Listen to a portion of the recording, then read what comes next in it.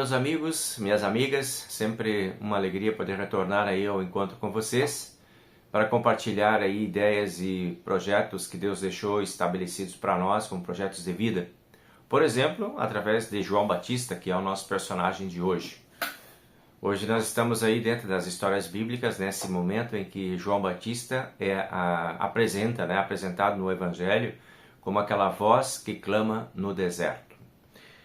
João Batista, então, ele é a voz no deserto que fala sobre o arrependimento, que traz uma preparação para o caminho do Senhor Jesus Cristo, que logo estará também atuando e construindo o seu ministério, trazendo sua proposta de uma nova igreja.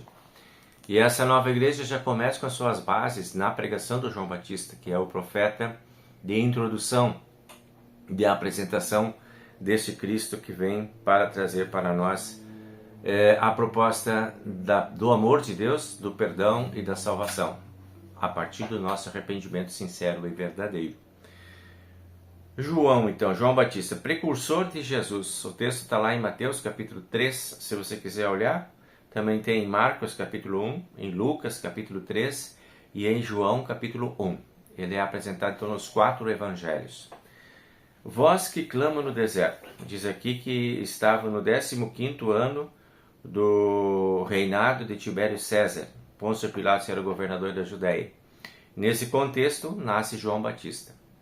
E João Batista, então, ele vivia no isolamento do deserto, né?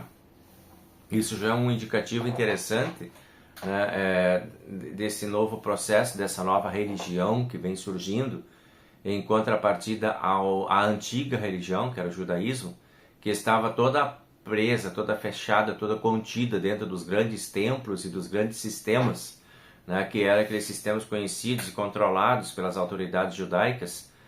Aqui a nova igreja vem surgindo com uma nova proposta, que é a proposta da liberdade. Então está mais atrelada àquelas estruturas pesadas e complexas, né? Ela está livre.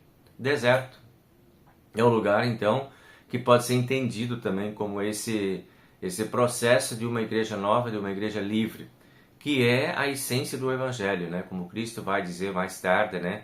Para a liberdade é que vos libertei. Deus está propondo um caminho de liberdade no Evangelho. E essa é uma novidade bem significativa e importante. E João já vai começando por aí. Já vai anunciar essa palavra lá no deserto, né? Ele não está dentro das grandes estruturas e das grandes cidades que marcavam aquele tempo da igreja daquela época.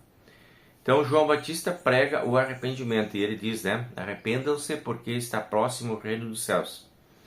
Esse arrependimento que João Batista fala, ele não é assim só uma constatação, eu fiz uma coisa errada, ai que ruim, ai que pena, né? E a gente fica assim, tipo, meio que um pouco triste, porque fez alguma coisa que não estava muito certa, e aí daqui a pouco eu vou fazer alguma coisa para compensar então esse erro, vou pedir desculpa e tudo bem, né? Então uma forma de amenizar um pouco um ato errado, né? Um ato pecaminoso.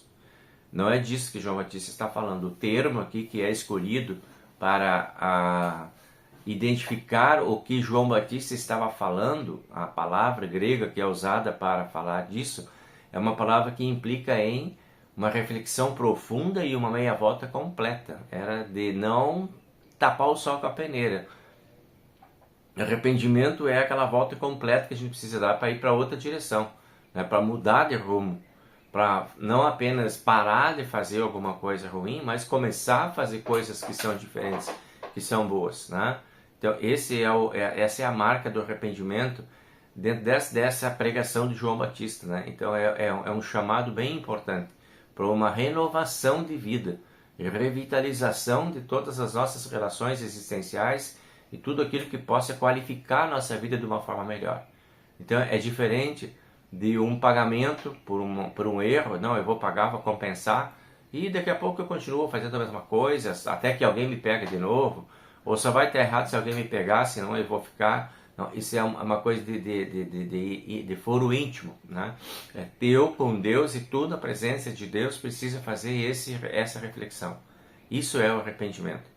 É quando você se coloca diante de Deus com aquela disponibilidade de entender aquilo que você está fazendo e ter aquela vontade de fazer a correção se aquilo que tu estás fazendo é errado, né? É fazer uma reorganização de todos os pensamentos e de todas as linhas de ação. Isso sim é arrependimento, né? E isso requer de cada um de nós uma seriedade muito grande diante das oportunidades que nós temos, que Deus nos dá, de, ao ouvirmos o chamado da palavra, a gente atender. Então João Batista traz esse convite desse arrependimento como uma atitude de transformação, de renovação, de pensamento e de ação. Então é isso que se espera, né? Que Deus espera de cada um de nós. Essa é a proposta da nova igreja, da nova religião que está surgindo aí com Cristo. João já vem se harmonizando com esse pensamento, né?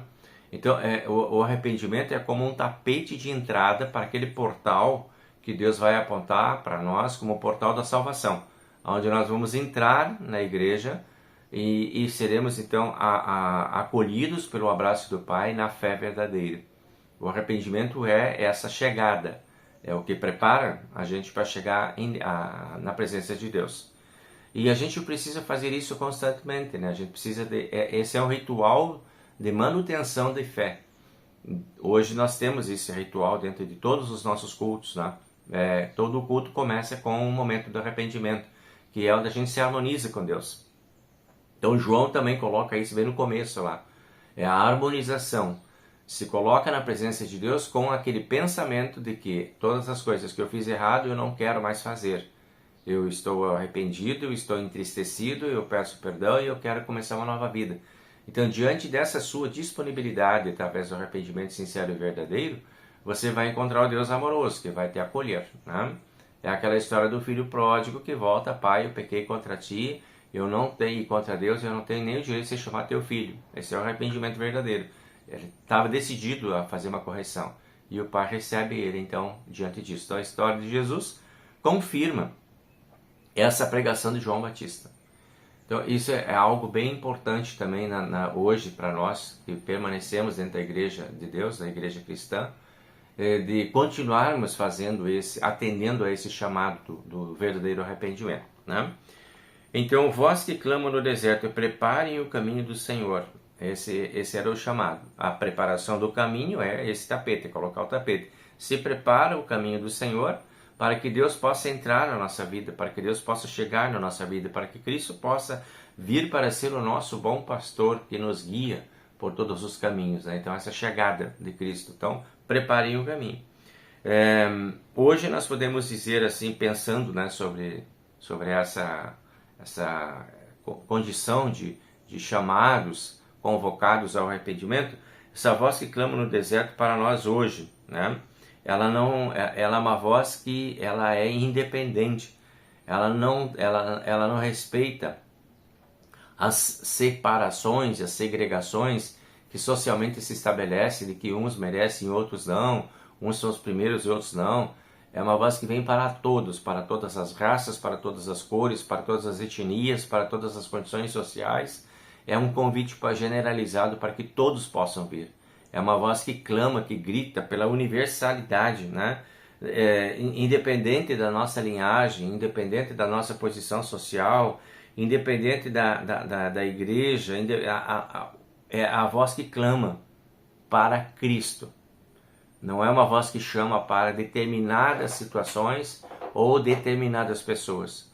É uma voz que continua chamando, está presente ainda hoje, dentro do mundo, chamando todos ao arrependimento sincero e verdadeiro, com aquele anúncio: Deus amou o mundo de tal maneira, né? O mundo todo foi amado, todos são chamados, e essa voz chega para todos.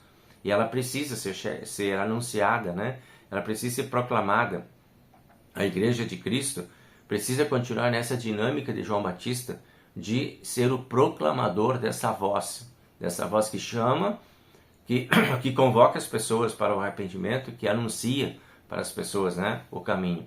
E aí o Espírito Santo vai atuando então nesses corações.